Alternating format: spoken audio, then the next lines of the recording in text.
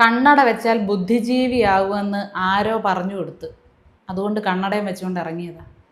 നവലിബറൽ സാമ്പത്തിക നയങ്ങളുടെ ഒരു കൃത്യമായ റോഡ് മാപ്പാണ് ഇന്ന് ധവളപത്രത്തിലൂടെ സംസ്ഥാന സർക്കാർ മുന്നോട്ട് വെച്ചിരിക്കുന്നത്.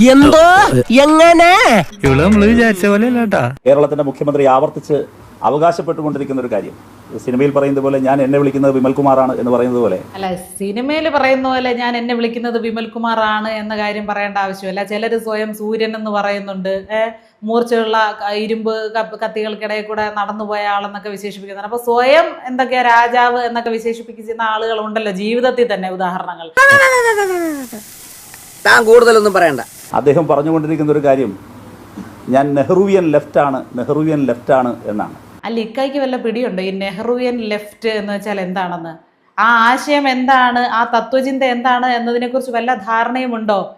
സോഷ്യലിസ്റ്റ് ചായവുള്ള ആ തത്വചിന്ത, നെഹ്റുവിയൻ തത്വചിന്തയുടെ അടിസ്ഥാനം എന്തായിരുന്നു? അതിൽ എന്തൊക്കെ ഘടകങ്ങൾ അടങ്ങിയിരിക്കുന്നു? എന്തൊക്കെ ചേരുമ്പോഴാണ് നെഹ്റുവിയൻ ലെഫ്റ്റ് ആകുന്നത്? ഇതിനെക്കുറിച്ചൊക്കെ വല്ല ധാരണയും ഉണ്ടായിട്ടായിരുന്നു പുലമ്പിക്കൊണ്ടിരിക്കുന്നത്.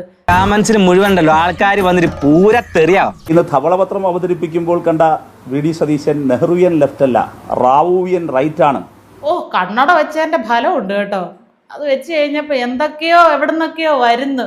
നെഹ്റുവിയൻ ലെഫ്റ്റ് അല്ല, റാവുവിയൻ റൈറ്റ് ആണെന്നോ?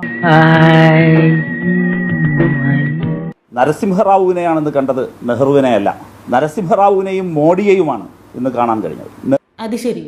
വി.ഡി. സതീശൻ ധവളപത്രം അവതരിപ്പിച്ചപ്പോൾ നമ്മൾ കണ്ടത് നരസിംഹറാവുവിനെയും മോഡിയെയും ആണല്ലേ? അല്ല, എനിക്ക് ഇക്കയോട് സ്നേഹത്തോടെ പറയാനുള്ള ഒരു കാര്യം, അല്ലെങ്കിൽ തന്നെ ജനങ്ങളുടെ മുന്നിൽ ഒരു കോമാളി പരിവേഷമാണ് ഇക്കയ്ക്കുള്ളത്. അതിൻ്റെ ഇടയിൽ ആവശ്യമുള്ളതിനും ഇല്ലാത്തതിനും ഒക്കെ ഇങ്ങനെ വായ തുറക്കേണ്ട കാര്യമുണ്ടോ? അറിവുള്ള വിഷയത്തിന് മാത്രം വായ തുറന്നാൽ പോരെ? അപ്പോൾ പിന്നെ ഏത് വിഷയത്തിന് വായ തുറക്കണം എന്നുള്ളത് സംശയമാണ്.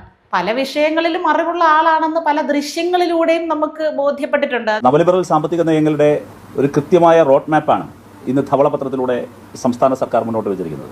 നാട്ടുകാർ ഭൂരിപക്ഷം പേരും പറയുന്നത് എന്താണെന്നറിയോ? നിങ്ങളെ വല്ല വർക്ക് വിസ തന്ന് ഗൾഫിലോട്ട് വല്ലതും പറഞ്ഞു വിട്ടാൽ നാട്ടിലെ പകുതി പ്രശ്നവും തീരുമെന്നാണ്.